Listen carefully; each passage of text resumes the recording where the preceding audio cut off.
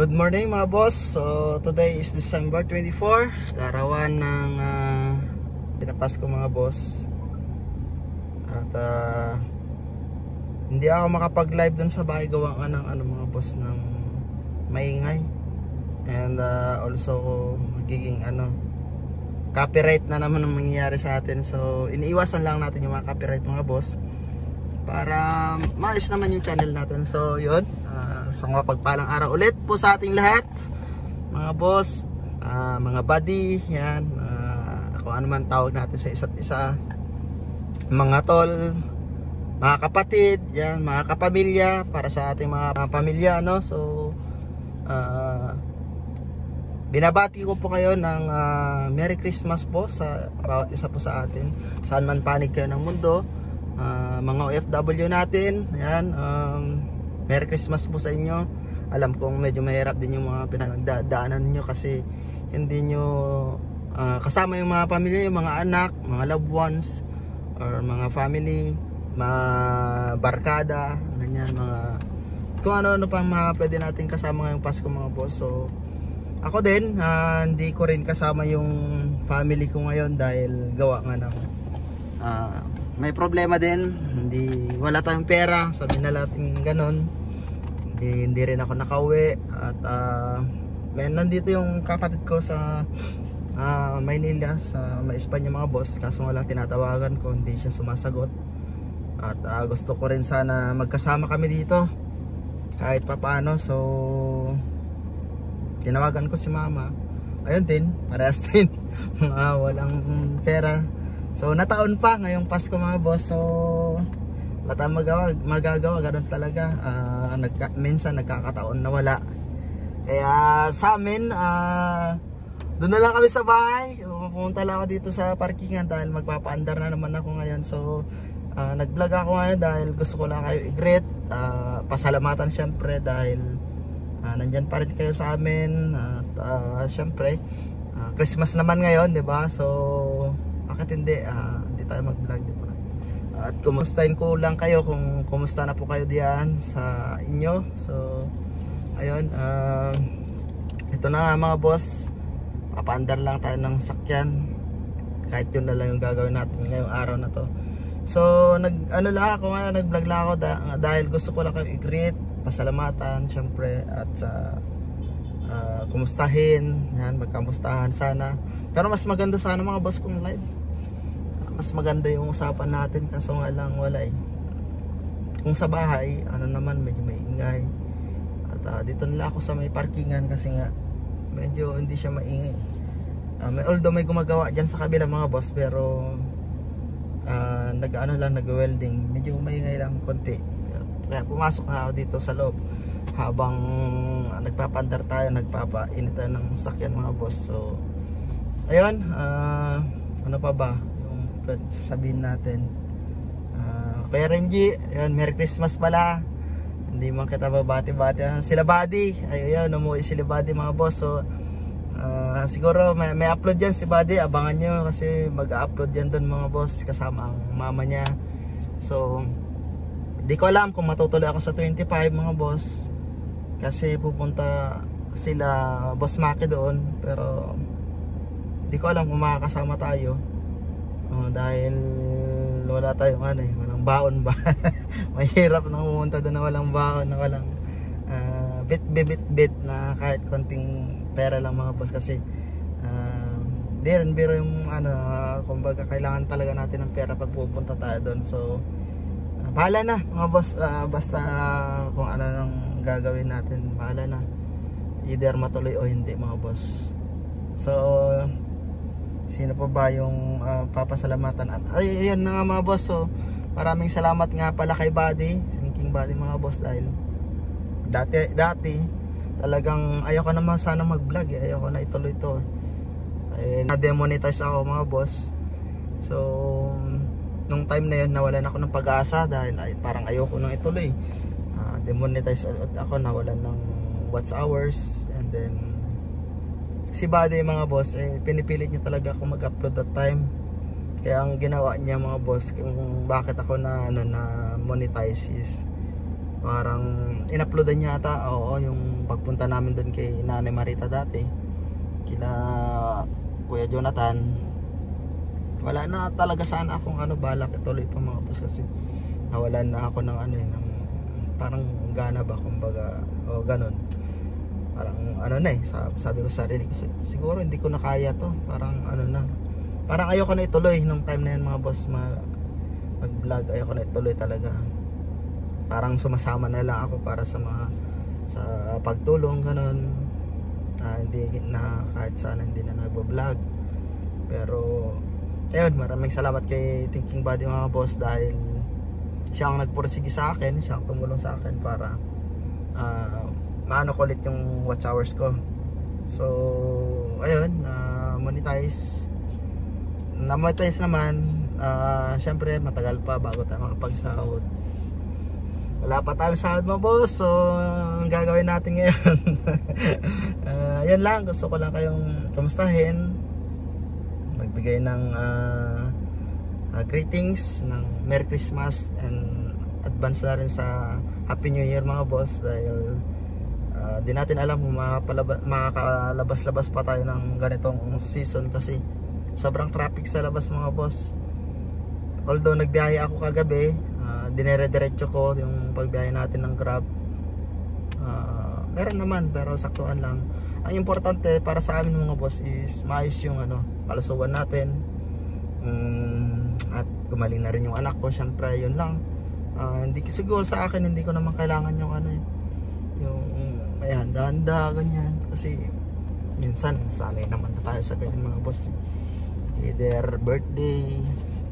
Ang importante na lang sa akin mga boss yung anak ko, pag nag-birthday ganyan. Pero kung sa akin, sa amin ni Mrs., wala, lang, parang kain lang sa labas, ganoon. Kasi wala hindi pa siguro naayon sa ngayon mga boss ngayong taon. Siguro sana kung papalarin no Lord, sana ibigay mo naman next year para maranasan ko din yung mga tawag na, yung tipong meron ako, yung hindi na siya short ba, yung gano'n. Ang wish ko lang sa sarili ko mga boss is tiyaga ako, magsikap pa ako na magsikap para umangat naman kahit pa paano mga boss, para dumami din naman yung mga blessings sa atin. At siguro ang kulang ko ngayong taon is yung kulang po sa pagsisikap mga boss siguro. Although ginawa ko naman lahat, pero parang nakukulangan pa rin ako mga boss, dahil ayun nga, dumating ng punto na ito, Pasko, wala tayong masyadong may handa dahil wala pa sayang masyadong kita. Pero ang importante, ayun nga, nag-usap kami ni Mrs. na ang importante yung kaligtasan namin, yung health namin is malusog kahit pa paano mga boss, kasi aanin mo naman yung marami kang handa, marami kang pera, kung kalusugan mo naman yung kalusugan mo ay napabayaan mo, di ba? So sa mga OFW natin dyan, yung mga sarili nyo, ingatan nyo, dahil ang sabi nga, di ba, wala pong rewind, dahil isa lang po yung buhay na binigay sa atin ni Lord. So kailangan natin pagkaingatan mga boss, at lagi nating isipin na mahalin din naman natin yung sarili natin minsan mga boss, na hindi lang puro trabaho ganyan, pero syempre dahil sa kagustuhan nating umangat at matulungan yung mga pamilya natin, mga anak natin, ay bigay yung mga pangangailangan nila. Naiintindihan ko naman yan mga boss, dahil syempre mahirap din naman, di ba? Lalo na yung mga viewers, subscribers natin na nasa OFW, mga kapatid, pamangkin, at basta lahat ng parte ng pamilya natin, mga kaibigan yan.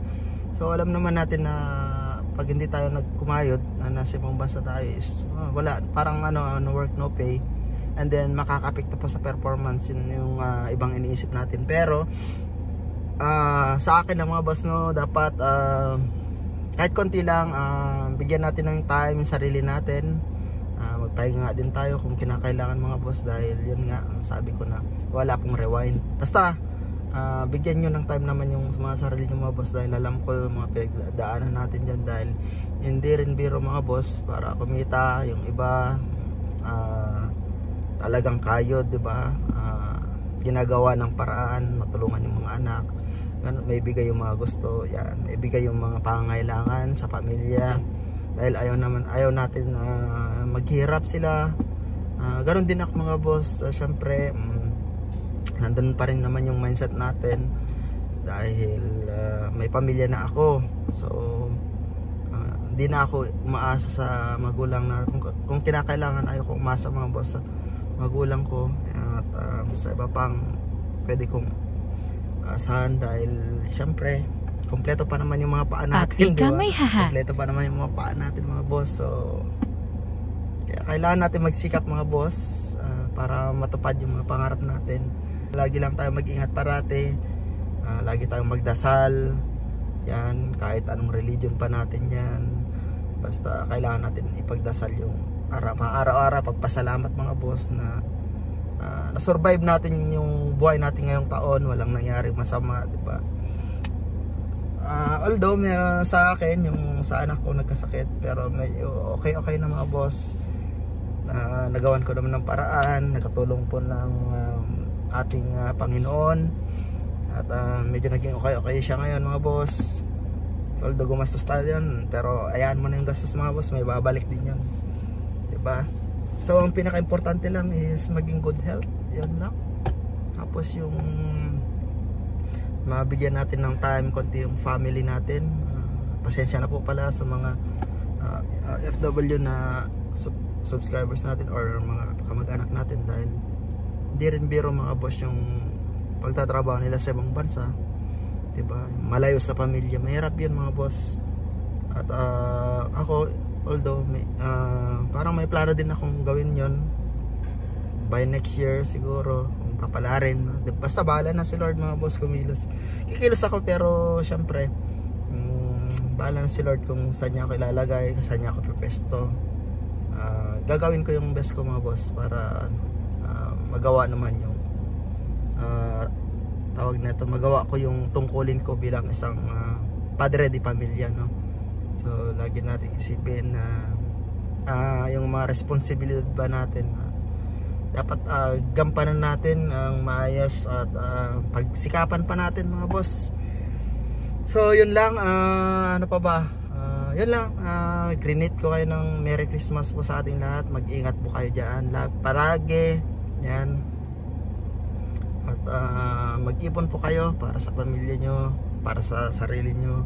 Siguro kung makapag-uwi kayo mga boss, lalo po sa mga OFW nating kababayan, is ang ano ko lang sa advice siguro is mag-business po kayo, mag-ipon kayo at mag-business mga boss.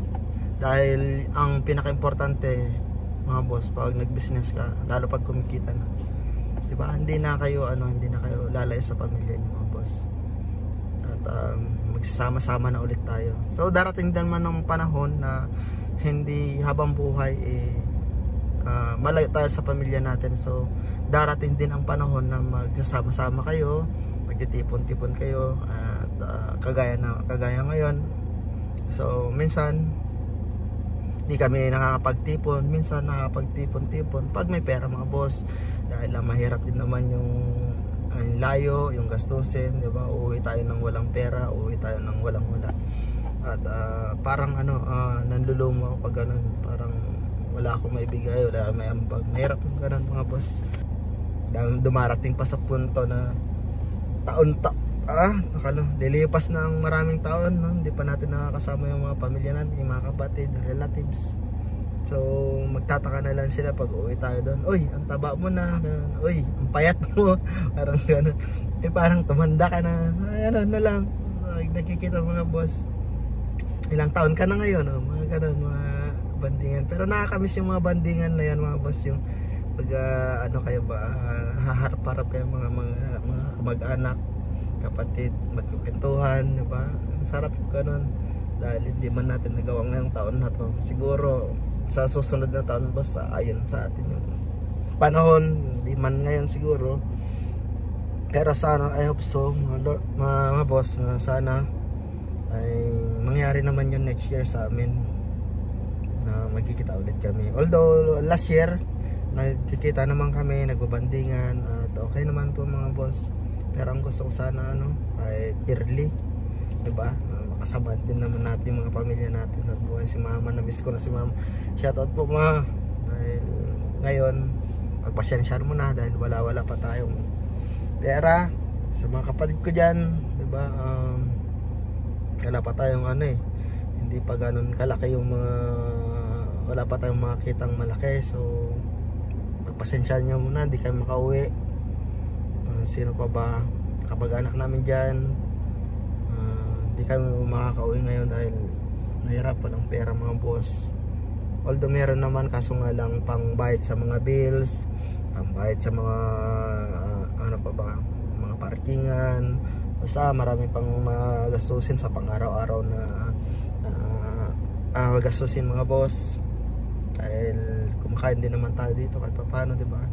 At pambili ng ano ko, ng vitamin sa anak ko, pambili ng gamot, yan. So ano pa rin ako, meron pa rin naman mga boss kahit pa paano, kaso nga lang is kailangan pa rin talaga. Hindi pwedeng kasusin dahil alam ko, diba, yung anak ko kasi sakitin mga boss. Hindi tayo pwedeng gumastos ng 0-0, hindi tayo pwedeng ma-0-0 doon. Ang sabi ko sa inyo, dahil ang anak ko is sakitin talaga mga boss. So yan lang, medyo napaano na ata, napahaba na ata yung kwentuhan ko, yung mga pinagsasabi ko. So yan lang, i-greet ko lang kayo ng Merry Christmas mga boss. At Happy New Year na rin advance. At sana makapaglabas-labas tayo minsan, makapag-upload, makapag tawag nun, makapag-content ulit. So na-miss ko na yun mga boss, na-miss ko, lalo na pag hindi araw-araw ako nag-upload.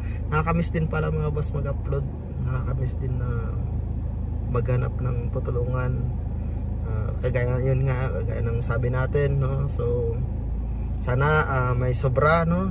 May blessings para yung sobra na yon ay bibigay natin sa pwede natin tulungan mga boss. Dahil as of now hindi pa ganun karami yung ano natin. Sana sumahod na tayo para meron tayong tulong kahit paano, kasi nakakaya din magbigay ng barya mga boss eh. Nakakaya din magbigay ng maliit eh, diba? Nakakaano din, parang alam mo yun, yung sa parang sa sarili nakukulangan ako, parang ganun, parang maliit yung ano, yung naibigay ko, parang ganun, parang